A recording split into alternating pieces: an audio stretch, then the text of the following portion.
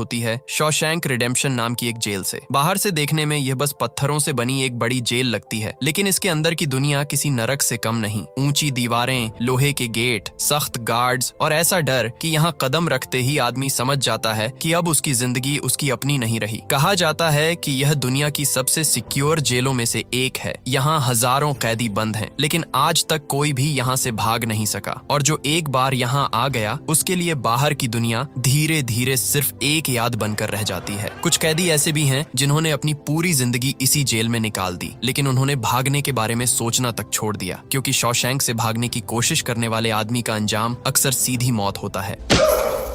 अब scene cut होता है और हम कोर्ट में एंडी नाम के एक आदमी को देखते हैं। एंडी कोई आम आदमी नहीं था, वह अमेरिका के एक बड़े बैंक का बैंकर था, पढ़ा लिखा, समझदार और बाहर की दुनिया में इज्जत से जीने वाला आदमी। लेकिन आज उस पर अपनी वाइफ और उसके लवर के मर्डर का इल्जाम है। जज उसके खिलाफ फैसला सुनाते हुए उसे उम्र कैद दे देता है। एंडी बार बार कहता है कि उसने ये मर्डर नहीं किए, लेकिन सच कितना भी साफ क्यों ना हो, अगर उसे साबित करने के लिए प्रूफ न हो तो कोर्ट अक्सर आदमी की बात नहीं मानती। एंडी के पास अपने बचाव में ऐसा कुछ नहीं था जो उसे इस इल्जाम से निकाल सके।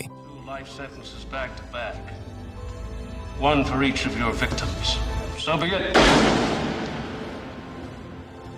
और इसी वजह से उसे भेज दिया जाता है शॉशैंक, उस जगह जहां उम्मीद भी धीरे धीरे दम तोड़ देती है। एंडी के साथ और भी कई नए कैदी जेल में लाए जाते हैं। जैसे ही ये लोग अंदर पहुंचते हैं, पहले से मौजूद पुराने कैदियों के बीच हमेशा की तरह एक अजीब खेल शुरू हो जाता है। वे आपस में शर्त लगाते हैं कि आज रात नए आए लोगों में से सबसे पहले कौन टूटेगा, कौन रोएगा, कौन घर जाने की भीख मांगेगा। इसी भीड़ में रेड नाम का एक पुराना कैदी एंडी पर दांव लगाता है। उसे लगता है कि एंडी बहुत सीधा साधा है, शायद किसी आरामदायक जिंदगी से आया है और उसने कभी असली तकलीफ देखी ही नहीं। इसलिए रेड को पूरा यकीन था कि रात होते ही यही आदमी सबसे पहले ब्रेक डाउन करेगा। कुछ देर बाद सभी नए कैदियों को लाइन से अंदर लाया जाता है और एक एक करके उनके सेल में बंद कर दिया जाता है। बाहर से लोहे के दरवाजे बंद होते हैं और उसी के साथ जैसे उनकी पुरानी जिंदगी भी बंद हो जाती है। रात गहरी होने लगती है और तभी पुराने कैदी शोर मचाना शुरू कर देते हैं। वे चिल्लाते हैं, हंसते हैं, ताने मारते हैं, नए कैदियों को डराते हैं ताकि उनमें से कोई टूट जाए। आखिरकार वही होता है जिसका सबको इंतजार था। नए आए कैदियों में से एक आदमी रोने लगता है। वह फूट फूट कर कहता है कि उसे घर जाना है। उसकी आवाज में ऐसा डर होता है जो सीधे अंदर तक लग जाए।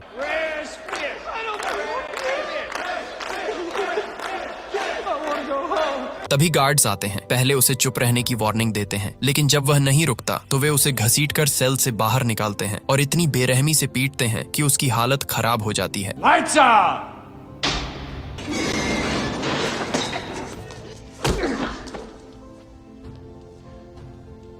दूसरी तरफ रेड अपना दांव हार जाता है, क्योंकि जिस आदमी पर उसने सबसे पहले टूट जाने का अंदाजा लगाया था, वही पूरी रात बिना एक आवाज किए चुप बैठा रहता है। एंडी न रोता है, न चिल्लाता है, न दया मांगता है, वह बस खामोश रहता है। और उसी पल रेड पहली बार समझता है कि ये आदमी बाहर से चाहे जितना शांत दिखता हो, अंदर से उतना कमजोर बिल्कुल नहीं है। उसी एक रात के बाद रेड को समझ आ गया कि एंडी बाहर से जितना शांत दिखता है, अंदर से उतना ही स्ट्रांग है। इसलिए अगले दिन वह शर्त हारने के बाद अपने साथी को सिगरेट का पूरा डिब्बा दे देता है। वहीं दूसरी तरफ एंडी अकेला चुपचाप अपना ब्रेकफास्ट कर रहा होता है। वह ज्यादा बोलता नहीं, लेकिन हर चीज को बहुत ध्यान से देख रहा होता है। इसी दौरान उसकी मुलाकात जेल के सबसे पुराने कैदी ब्रुक्स से होती है। ब्रुक्स उन लोगों में से था जिसने अपनी जिंदगी का बहुत बड़ा हिस्सा इसी जेल में गुजार दिया था। एंडी धीरे धीरे उससे बात शुरू करता है और समझदारी से जेल के रूल्स, यहाँ के लोगों और अंदर चलने वाले सिस्टम के बारे में जानने की कोशिश करता है। ब्रुक्स उसे एक जरूरी बात बताता है, अगर बाहर से कोई छोटी मोटी चीज मंगवानी हो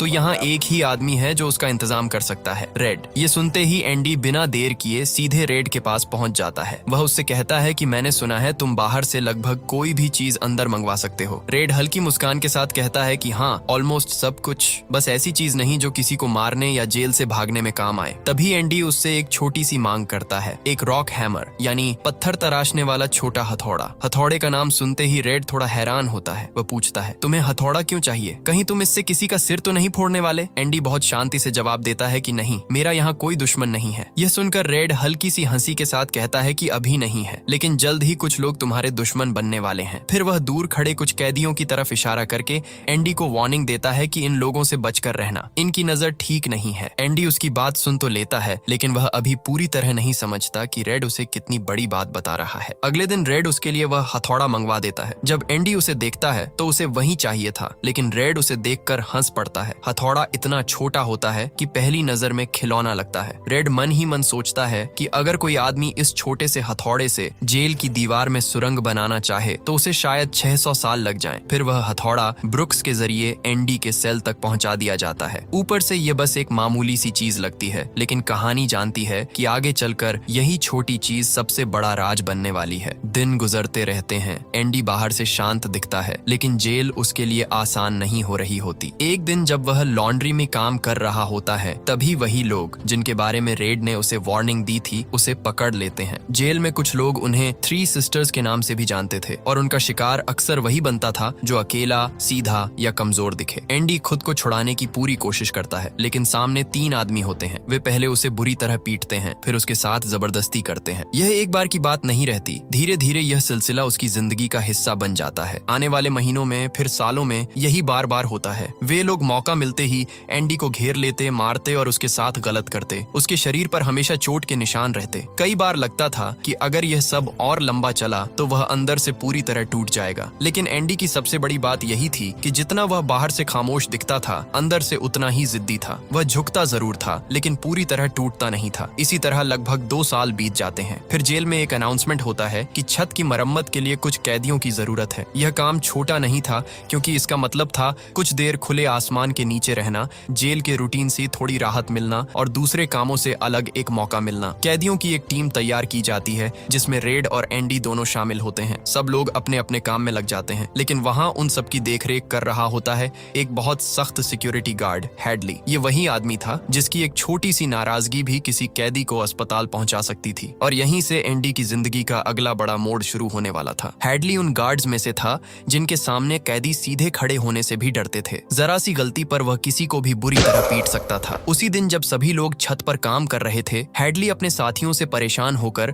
अपने भाई द्वारा छोड़ी गई रकम का जिक्र कर रहा था। उसका भाई हाल ही में मर गया था और पीछे कुछ पैसे छोड़ गया था। समस्या यह थी कि अगर वह रकम सीधे अपने खाते में डालता तो सरकार टैक्स के नाम पर उसका बड़ा हिस्सा काट लेती। बाकी कैदी बस यह बात सुन रहे थे, लेकिन एंडी के लिए यह कोई साधारण बात नहीं थी। वह एक बैंकर था। पैसों, खातों और टैक्स के खेल को वह अच्छी तरह समझता था। कुछ सेकंड सोचने के बाद एंडी सीधे हैडली के पास पहुंच जाता है। उसकी पहली ही बात ऐसी होती है कि हैडली गुस्से से भर उठता है। वह एंडी को पकड़कर छत के किनारे ले जाता है और एक पल के लिए लगता है कि अब वह उसे नीचे फेंक देगा, लेकिन उसी समय एंडी बहुत शांति से उसे समझाता है कि अगर वह अपनी पत्नी पर भरोसा करता है तो अपने भाई की रकम उसके नाम ट्रांसफर करके टैक्स से बच सकता है। वह पूरा तरीका उसे साफ साफ बताता है और साथ ही यह भी कहता है कि अगर वह बाहर किसी वकील के पास जाएगा तो उसे काफी पैसे देने पड़ेंगे, लेकिन वह यह काम उसके लिए मुफ्त में कर सकता है। हैडली धीरे धीरे शांत होता है। अब उसके गुस्से की जगह दिलचस्पी ले लेती है। वह एंडी से पूछता है, बदले में तुम्हें क्या चाहिए? और यहीं एंडी अपनी असली सोच दिखाता है। वह अपने लिए कुछ नहीं मांगता। वह बस इतना कहता है कि जब काम हो जाए तो मेरे दोस्तों को बियर पिला देना। अगले दिन वही होता है। छत पर बैठे कैदी ठंडी बियर पी रहे होते हैं। धूप पड़ रही होती है,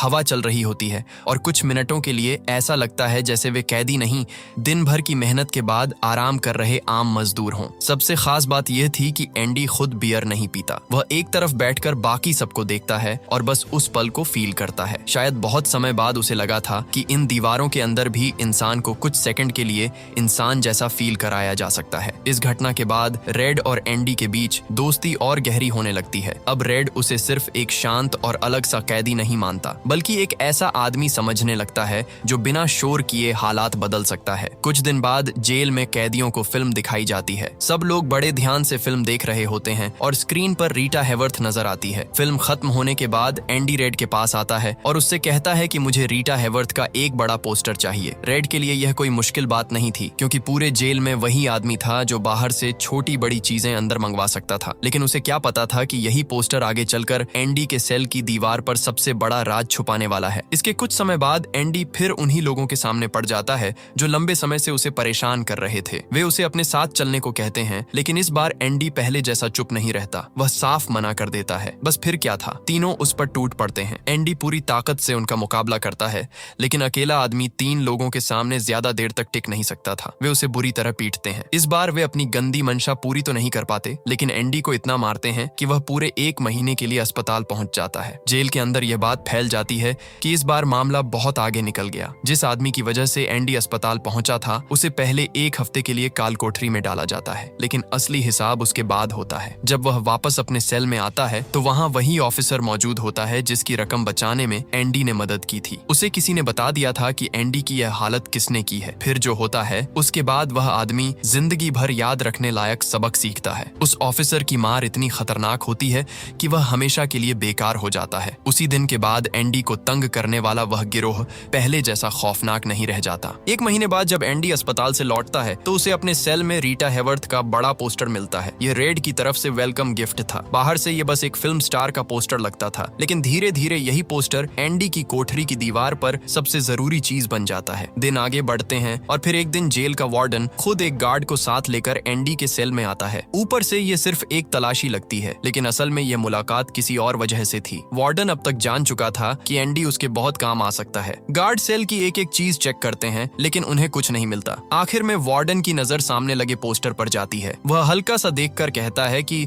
वैसे तो मैं सेल में पोस्टर अलाउ नहीं करता, लेकिन तुम इसे लगाए रख सकते हो। यहीं समझ आता है कि वह सिर्फ तलाशी लेने नहीं, एंडी को परखने आया था। इसी दौरान उसकी नजर एंडी के हाथ में पकड़ी बाइबल पर भी पड़ती है। वार्डन कुछ दूर जाने के बाद वापस लौटता है और एंडी की बाइबल उसे वापस देते हुए कहता है, मुक्ति का रास्ता इसी में है। उस वक्त यह बस एक धार्मिक लाइन लगती है, लेकिन आगे चलकर यही बात इस पूरी कहानी का सबसे बड़ा आयरनी बन जाती है। अगले ही दिन वार्डन एंडी को अपने ऑफिस में बुलाता है। वह उससे बड़े सधे हुए अंदाज में बात करता है, जैसे बाकी कैदियों से अलग हो। फिर कहता है कि तुम्हारे जैसा इंटेलिजेंट आदमी सिर्फ पत्थर तोड़ने या कपड़े धोने के लिए नहीं बना। इसी के बाद वह एंडी को जेल की लाइब्रेरी में असिस्टेंट बना देता है। लाइब्रेरी में एक बूढ़ा कैदी काम करता था जिसका नाम ब्रुक्स था। सालों से वही इस जगह को संभाल रहा था। अब एंडी की जिंदगी का एक नया फेज शुरू होता है। पहले हैडली, फिर दूसरे गार्ड्स, फिर एक एक करके बाकी ऑफिसर्स भी अपने टैक्स फॉर्म्स और अकाउंट के काम लेकर एंडी के पास आने लगते हैं। जिस ऑफिसर का टैक्स एंडी ने बचाया था, वही एक दिन दूसरे ऑफिसर को भी उसके पास ले आता है। एंडी कुछ ही मिनटों में उसका पेपर का काम निपटा देता है। धीरे धीरे पूरे जेल में यह बात फैल जाती है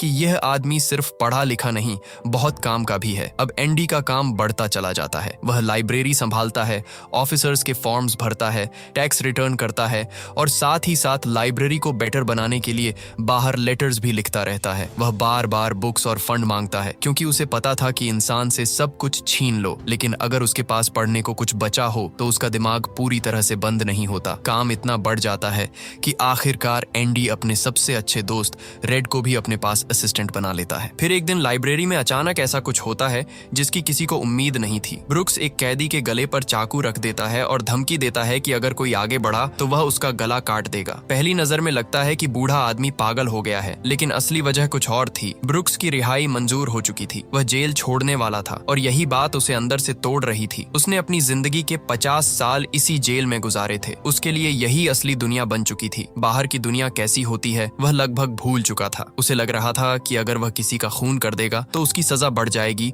और उसे यहीं रहने दिया जाएगा। एंडी किसी तरह उसे शांत करता है, समझाता है और आखिरकार ब्रुक्स चाकू नीचे रख देता है। लेकिन असली मुश्किल अब शुरू होने वाली थी। जब ब्रुक्स जेल से बाहर निकलता है तो बाहर की दुनिया उसे बिल्कुल अजनबी लगती है। 50 साल पहले जो शहर उसने छोड़ा था, ये वह जगह नहीं थी। अब सड़कें गाड़ियों से भरी थीं, लोग तेज भागते थे, किसी के पास किसी के लिए वक्त नहीं था। उसे एक सुपरमार्केट में छोटी सी जॉब मिलती है, लेकिन वहाँ भी उसका मन नहीं लगता। वह बहुत धीरे काम करता है, लोग उसे डांट देते हैं, मैनेजर उसे डांट देता है और हर रोज उसे और ज्यादा महसूस होता है कि वह इस दुनिया के लिए बना ही नहीं है। उसे बार बार जेल की याद आती है। वहाँ की दीवारें, वहाँ का रूटीन, वहाँ के लोग, सब कुछ उसे यहाँ की आजादी से ज्यादा अपना लगने लगता है। कई बार उसके मन में आता है कि कोई क्राइम कर ले ताकि फिर से जेल भेज दिया जाए, लेकिन इस उम्र में वह कुछ कर भी नहीं सकता। आखिरकार वह हार जाता है। मरने से पहले वह जेल में अपने साथियों के नाम एक लेटर लिखता है और फिर अपनी जान दे देता है। जब यह खबर शॉशैंक पहुंचती है तो सब अंदर तक हिल जाते हैं। पहली बार सबको साफ समझ आता है कि जेल सिर्फ आदमी को बंद नहीं करती, धीरे धीरे उसे अपने बिना जीने लायक भी नहीं छोड़ती। इसी बीच वार्डन एक नया प्रोग्राम शुरू करता है। अब कैदियों को जेल के बाहर ले जाकर काम कराया जाएगा। ऊपर से रीजन यह दिया जाता है कि इससे कैदी मेहनत सीखेंगे, डिसिप्लिन सीखेंगे और बाहर की दुनिया के काम से जुड़े रहेंगे। लेकिन असल खेल कुछ और था। वार्डन कैदियों की सस्ती लेबर का यूज करके बाहर के कॉन्ट्रैक्ट्स ले रहा था। लोकल कंस्ट्रक्शन टीम्स को काम नहीं मिलता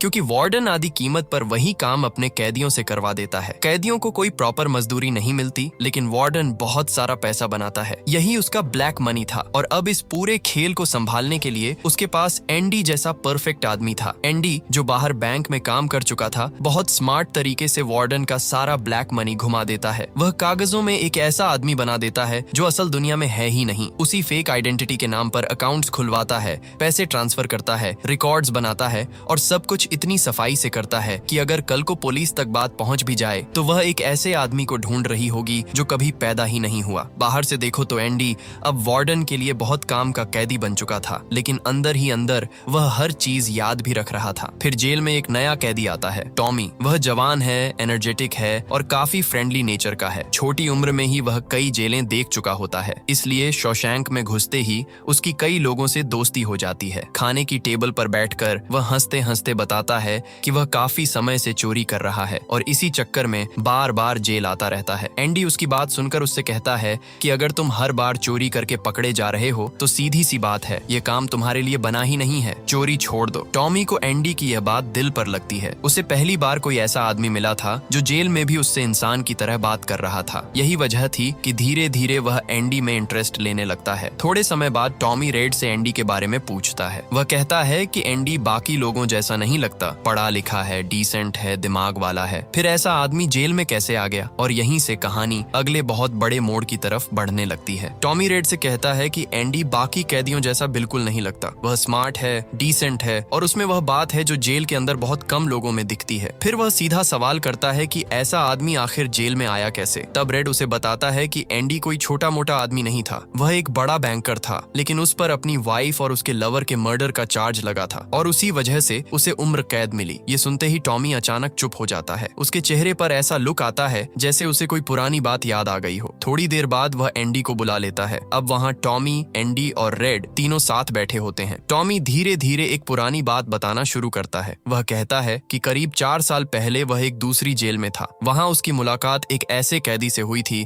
जो अपने क्राइम्स को बड़ा चढ़ाकर सुनाने में मजा लेता था। एक दिन उसने गर्व से बताया कि वह एक घर में चोरी करने गया था, लेकिन अंदर मामला बिगड़ गया। घर का आदमी जाग गया और पकड़े जाने के डर से उसने उस आदमी को भी मार दिया और उसकी पत्नी को भी। बाद में उसे पता चला कि वे दोनों हस्बैंड वाइफ नहीं बल्कि लवर्स थे और वह औरत किसी बड़े बैंकर की पत्नी थी। फिर कुछ समय बाद जब टॉमी ने अखबार में उसी केस की खबर पढ़ी तो उसे मालूम हुआ कि पुलिस ने उन दोनों के मर्डर का ब्लेम उस बैंकर पर डाल दिया और उसे जेल भेज दिया। यह सब सुनते ही एंडी को समझ आ जाता है कि वह शुरू से बेगुनाह था। जिस गुनाह की सजा वह इतने सालों से काट रहा था वह उसने किया ही नहीं था। यह बात पता चलने के बाद एंडी के अंदर सालों बाद पहली बार सच में उम्मीद जागती है। वह तुरंत वार्डन के पास जाता है और उसे पूरी बात बताता है। वह चाहता है कि केस दोबारा खुले, सच्चाई सामने आए और उसे आजादी मिले। लेकिन वार्डन कोई बेवकूफ आदमी नहीं था। वह जानता था कि एंडी सिर्फ एक कैदी नहीं, उसकी पूरी काली कमाई का दिमाग है। वही आदमी उसके ब्लैक मनी को सेफ रखता है, उसके फेक रिकॉर्ड संभालता है और उसके सारे राज जानता है। अगर एंडी बाहर निकल गया तो वार्डन सिर्फ पैसे नहीं खोएगा, वह बर्बाद हो जाएगा। इसलिए वह एंडी की बात सुनकर ऐसे बिहेव करता है जैसे यह कोई मामूली कहानी हो। वह कहता है कि ऐसी झूठी बातें उसे रोज सुनने को मिलती हैं। एंडी उसे समझाने की कोशिश करता है। वह यहाँ तक कह देता है कि अगर वह बाहर भी गया तब भी वार्डन का राज नहीं खोलेगा, लेकिन वार्डन पर इसका कोई असर नहीं होता। एंडी को पहली बार इतनी जोर से महसूस होता है कि उसने सालों तक जिस आदमी का काम किया वही आदमी उसे सच्चाई के बावजूद आजाद नहीं होने देगा। गुस्से में वह वार्डन पर चिल्ला पड़ता है। बस यही वार्डन को चाहिए था। वह तुरंत एंडी को 1 महीने के लिए काल कोठरी में डलवा देता है। लेकिन असली खेल अभी बाकी था। एंडी को सजा दिलाने के बाद वार्डन सीधा टॉमी के पास जाता है। वह बहुत शांति से उससे पूछता है कि जो बात उसने एंडी को बताई क्या वह सच है। टॉमी बिना डरे कहता है कि हाँ, ये सब बिल्कुल सच है। फिर वार्डन उससे पूछता है कि अगर जरूरत पड़ी तो क्या वह कोर्ट में गवाही देगा। टॉमी कहता है कि हाँ, वह तैयार है। बस यही सुनना वार्डन चाहता था। अगले ही पल वह ऊपर खड़े गार्ड को इशारा करता है और गार्ड टॉमी को गोलियों से छलनी कर देता है। कुछ ही सेकंड्स में सब खत्म हो जाता है। बाहर कहानी फैलाई जाती है कि टॉमी भागने की कोशिश कर रहा था,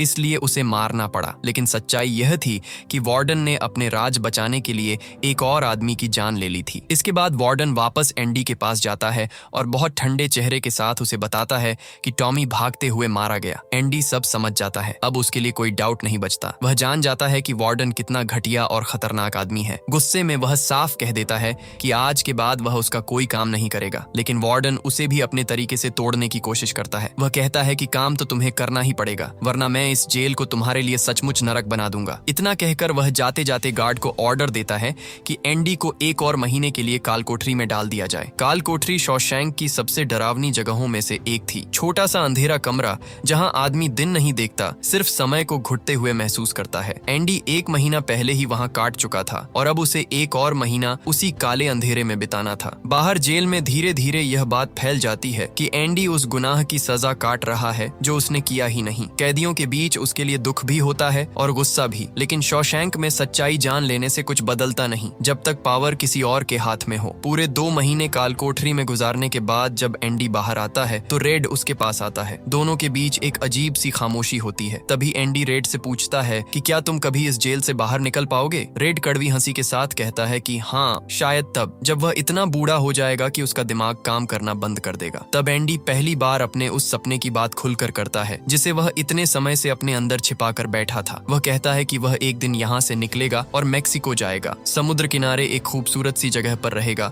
एक छोटा सा रेस्टोरेंट खोलेगा, पुरानी बोट को रिपेयर करेगा और वहाँ एक ऐसे आदमी की जरूरत होगी जो उसके लिए बाहर से सामान लाया करे। बात साफ थी, वह रेड की तरफ इशारा कर रहा था, लेकिन रेड उसकी बात सुनकर खुश नहीं होता। वह उसे रोकता है, कहता है कि उम्मीद बहुत खतरनाक चीज होती है, यह इंसान को पागल कर देती है। शॉशैंक जैसी जगह में अगर आदमी बहुत ज्यादा उम्मीद पाल ले तो वह सच से कट जाता है। रेड चाहता है कि एंडी अपने सपनों को छोड़ दे और रियलिटी में जीना सीखे। वह कहता है कि मैक्सिको बहुत दूर है और शॉशैंक की दीवारें उससे भी ज्यादा मजबूत हैं। ये कहकर रेड वहां से जाने लगता है, लेकिन एंडी उसे रोक लेता है। वह उससे कहता है कि अगर तुम कभी इस जेल से बाहर निकले तो मेरे लिए एक काम जरूर करना। रेड बिना ज्यादा सोचे हाँ कर देता है। तब एंडी उसे एक जगह के बारे में बताता है। वह कहता है कि एक बड़े खुले मैदान के पास एक खूबसूरत पेड़ है, उसी जगह के नीचे मैंने कभी अपनी वाइफ को प्रपोज किया था। वहाँ पास ही पत्थरों की एक छोटी सी दीवार है, उस दीवार में तुम्हें एक काला पत्थर मिलेगा और उसके नीचे मैंने एक बॉक्स छिपाया है। जब भी तुम रिहा हो जाओ वहाँ जाकर उसे देखना। एंडी ये सब बहुत शांति से कहता है, लेकिन उसकी बातों में कुछ ऐसा था जिसने रेड को और बेचैन कर दिया। उसे लगने लगा कि एंडी शायद अंदर ही अंदर कुछ बड़ा सोच रहा है। इसके बाद एंडी सीधा वार्डन के पास जाता है और हमेशा की तरह उसका सारा काम खत्म करता है। वह पेपर्स, रिकॉर्ड्स और डॉक्यूमेंट्स को संभाल कर एक खास तिजोरी में रखता है। काम खत्म होने के बाद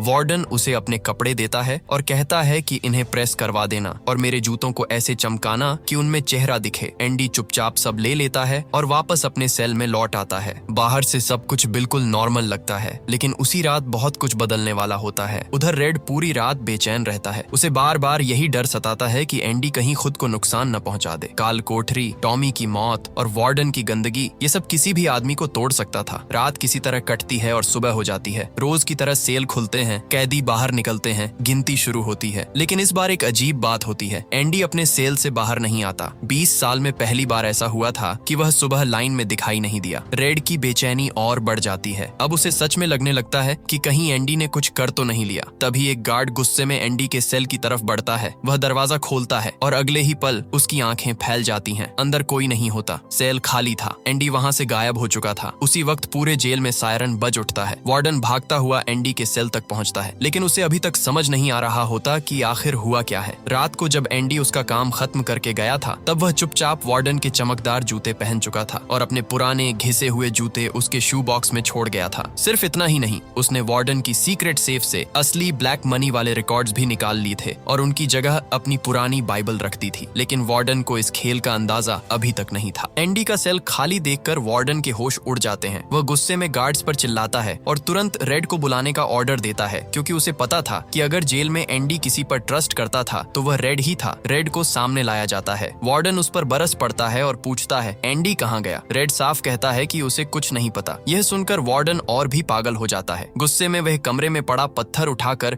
इधर उधर फेंकने लगता है। फिर एक पत्थर वह दीवार पर लगे पोस्टर पर मारता है, लेकिन इस बार कुछ अजीब होता है। पत्थर टकराकर नीचे नहीं गिरता, वह पोस्टर के आर पार चला जाता है। बस यही वह पल था जब सबकी सांस अटक जाती है। वार्डन आगे बढ़ता है, हाथ अंदर डालता है और अगले ही सेकंड पोस्टर फाड़ देता है। पीछे जो दिखता है उसे देखकर हर कोई दंग रह जाता है। दीवार के अंदर एक लंबी सुरंग बनी हुई थी। सबके होश उड़ जाते हैं। इतनी मजबूत दीवार के अंदर इतनी बड़ी सुरंग सुरंग, वह भी बिना किसी मशीन के। ये सोच पाना ही मुश्किल था, लेकिन एंडी ने वही कर दिखाया था जो नामुमकिन लगता था। बाद में सबको पता चलता है कि यह काम 1-2 दिन का नहीं, पूरे 20 साल का था। वही छोटा सा रॉक हैमर जिसे रेड ने कभी मजाक समझकर मंगवाया था, एंडी का सबसे बड़ा हथियार बन गया। उसी से वह सालों तक अपनी सेल की दीवार को थोड़ा थोड़ा काटता रहा। दीवार का सीमेंट पुराना और कमजोर था। एंडी जियोलॉजी समझता था, इसलिए उसने बहुत पहले ही पकड़ लिया था कि यहीं से रास्ता बन सकता है। जो मिट्टी निकलती वह उसे अपनी जेब में भरकर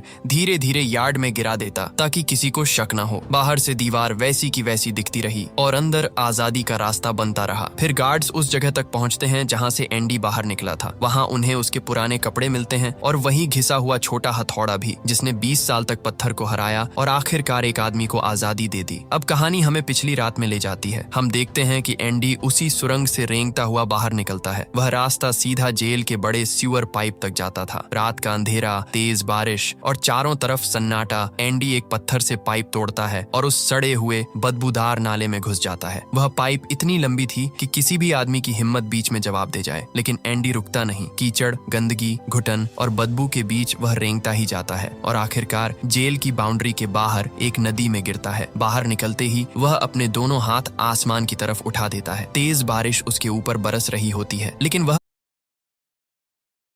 भीग नहीं रहा था। वह जैसे 20 साल की कैद अपने बदन से धो रहा था। वही उसकी असली मुक्ति थी। अगली सुबह जब जेल के अंदर हड़कंप मचा होता है, उसी समय एंडी एक साफ सुथरे सूट में बैंक पहुंचता है। अब वह एंडी डुफ्रेन नहीं, बल्कि वही फेक आदमी था जिसे उसने सालों तक कागजों पर जिंदा रखा था। Randall Stephens. बैंक के रिकॉर्ड्स, सिग्नेचर्स, अकाउंट्स, पूरा खेल उसी ने बनाया था। इसलिए एक एक करके वह कई बैंक्स में जाता है और वार्डन का सारा ब्लैक मनी निकाल लेता है, लगभग $3,70,000। जाते जाते वह एक पार्सल भी भेजता है जिसमें वार्डन के खिलाफ सारे सबूत और रिकॉर्ड्स होते हैं। वह पार्सल सीधा पुलिस और न्यूज़पेपर ऑफिस तक पहुंचने वाला था। अगले ही दिन अखबारों में शॉशैंक के वार्डन और गार्ड्स की असली सच्चाई छप जाती है। पुलिस सायरन बजाती हुई जेल पहुंचती है। कैप्टन हैडली गिरफ्तार कर लिया जाता है। उधर वार्डन घबराकर अपने ऑफिस में छिपता है और अपनी सीक्रेट सेफ खोलता है, ये सोचकर कि शायद अब भी कुछ बचाया जा सकता है। लेकिन सेफ के अंदर उसे पैसे नहीं मिलते। वहां सिर्फ एंडी की पुरानी बाइबल होती है। पहले पन्ने पर एंडी का मैसेज लिखा होता है, आपने सही कहा था वार्डन, मुक्ति इसी में है। जब वार्डन बाइबल के पन्ने पलटता है तो उसका चेहरा उतर जाता है। पन्नों को काटकर अंदर वही जगह बनाई गई थी जहां एंडी सालों तक अपना रॉक हैमर छिपाकर रखता था। अब वार्डन को समझ आ जाता है कि खेल बहुत पहले उसके हाथ से निकल चुका था। बाहर पुलिस उसके ऑफिस का दरवाजा तोड़ने ही वाली होती है और उसी पल वह अपनी दराज से बंदूक निकालता है और खुद को गोली मार लेता है। कुछ समय बाद आखिरकार रेड की भी रिहाई हो जाती है, लेकिन ब्रुक्स की तरह उसे भी बाहर की दुनिया से डर लगने लगता है। इतने सालों बाद आजादी आसान नहीं लगती। बाहर की हवा खुली जरूर है, लेकिन दिल अब भी कैद में होता है। उसे लगता है कि शायद वह इस दुनिया में जी नहीं पाएगा, लेकिन तभी उसे एंडी से किया हुआ वह वादा याद आता है। रेड उस बड़े मैदान और उस खूबसूरत पेड़ को ढूंढता हुआ वहां पहुंचता है। पत्थरों की दीवार के नीचे उसे वही काला पत्थर मिलता है और उसके नीचे एक बॉक्स। उस बॉक्स में कुछ पैसे और एंडी की एक चिट्ठी होती है। उस चिट्ठी में लिखा होता है, उम्मीद एक अच्छी चीज है, शायद सबसे अच्छी, और अच्छी चीजें कभी नहीं मरती। बस फिर रेड फैसला कर लेता है। वह अपनी पुरानी जिंदगी पीछे छोड़ देता है और मेक्सिको के जिहुआतानेजो के लिए निकल पड़ता है। सीन कट होता है और हम नीले समंदर का किनारा देखते हैं। वहाँ एक पुरानी बोट के पास एक आदमी काम कर रहा होता है। रेड मुस्कुराते हुए उसकी तरफ बढ़ता है। वह आदमी पलटता है। वह एंडी था। इतने सालों के दर्द, अंधेरे, अपमान और इंतजार के बाद आखिरकार दोनों दोस्त उस जगह मिलते हैं जहाँ कोई दीवारें नहीं थी, सिर्फ आजादी थी। और इसी खूबसूरत पल के साथ ये कहानी खत्म हो जाती है। आज भी कई लोग बिना गलती के सजा काट रहे हैं। मेरा अपना भाई योगेश पिछले 5 साल से झूठे जुर्म में जेल में है। इस केस में हमारा घर, जमीन सब बिक गया। हम अब किराए के घर में रहते हैं। माँ बीमार है, बाप भी बीमार है, और सबसे दर्द की बात यह है कि जो सच में गुनहगार हैं वो आज भी बाहर घूम रहे हैं। अगर आप भी ऐसी किसी कहानी से गुजर रहे हो तो कमेंट में जरूर बताना। 2 life sentences back to back. One for each of your victims. So be it.